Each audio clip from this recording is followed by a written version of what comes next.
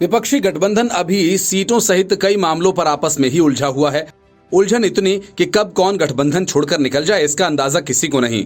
गठबंधन में शामिल एक दल दूसरे दल के खिलाफ मोर्चा खोले बैठा है। हालात ये है कि अब तक विपक्षी गठबंधन अपनी साझा रैली तक नहीं कर पाया, लेकिन दूसरी तरफ एनडीए की पकड़ बीतते वक्त के साथ मजबूत होती जा रही है। कांग्रेस कर्नाटक की जीत का जश्न अब तक मना रही है, लेकिन बीजेपी ने ऐसा दांव चल दिया है कि कांग्रेस में खलबली मच गई और लोकसभा चुनावों में कर्नाटक में उसका सूपड़ा साफ होता नजर आ रहा है।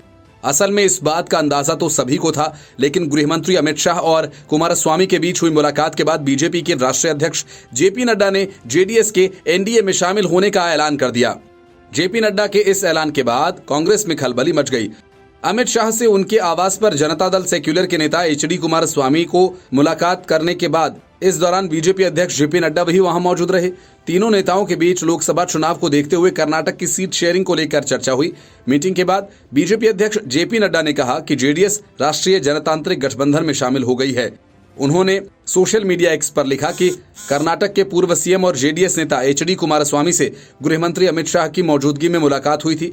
मुझे ये बताते हुए खुशी हो रही है कि जेडीएस ने एनडीए में शामिल होने का फैसला कर लिया है।